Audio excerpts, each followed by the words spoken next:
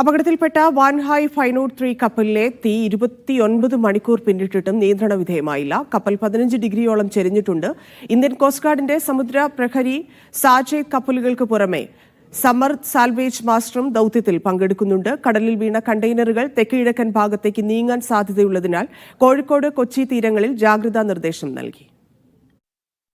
കാണാതായ കപ്പൽ ജീവനക്കാരെ കണ്ടെത്താൻ തെരച്ചിൽ തുടരുകയാണ്. സാജേത്, സമുദ്രപ്രഹരി എന്നീ കോസ്റ്റ് ഗാർഡ് കപ്പലുകൾക്ക് പുറമെ സമർത്ത് സാൽവേജ് മാസ്റ്ററും സംഭവ സ്ഥലത്തെത്തി. രക്ഷാദൌത്യം ഏകോപിപ്പിക്കാനും അപകടത്തിൽപ്പെട്ട കപ്പലും ഒഴുകി നടക്കുന്ന കണ്ടെയ്നറും എന്തു ചെയ്യണമെന്ന് തീരുമാനിക്കാനുമാണ് സാൽവേജ് മാസ്റ്ററെ ചുമതലപ്പെടുത്തിയിരിക്കുന്നത്. 2 ഡോണിയർ വിമാനങ്ങളും ആകാശ നിരീക്ഷണം നടത്തുന്നുണ്ട്. അതേസമയം കപ്പൽ 15 ഡിഗ്രി വരെ ചെരിഞ്ഞതും തീ നിയന്ത്രണ വിധേയമാക്കാൻ സാധിക്കാത്തതും രക്ഷാദൌത്യത്തിന് വെല്ലുവിളിയാകുന്നുണ്ട്. കപ്പലിൽ നിന്നും നിശ്ചിത അകലം പാലിച്ചാണ് വാട്ടർ ജെറ്റുകൾ ഉപയോഗിക്കുന്നത്. ഫയർ കണ്ടിന്യൂ ചെയ്തുകൊണ്ടിരിക്കുക. ഫയറിനെ കൺട്രോൾ ചെയ്യാനുള്ള ഇതാണ് ഇപ്പം നോക്കുന്നത്. ഷിപ്പ് ഒരു സ്റ്റേബിൾ കണ്ടീഷനിലാണ് ഇപ്പോൾ ആസ് ഓഫ് നൗ. 25ഓളം കണ്ടെയ്നറുകൾ കടലിൽ വീണിട്ടുണ്ടെന്നും അത് ഉയർത്തിയെടുക്കാനാണ് ശ്രമമെന്നും അഴീക്കൽ പോർട്ട് ഓഫീസർ പറഞ്ഞു.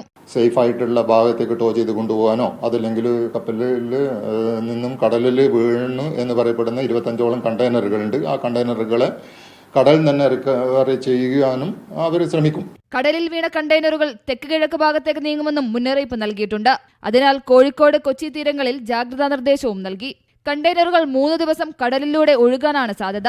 കപ്പൽ മുങ്ങിപ്പോകാതിരിക്കാനും കാണാതായ 4 പേരെ കണ്ടെത്താനുമാണ് രക്ഷാദൌത്യം പ്രഥമ പരിഗണന നൽകുന്നത്. മീഡിയ 1 കൊച്ചി.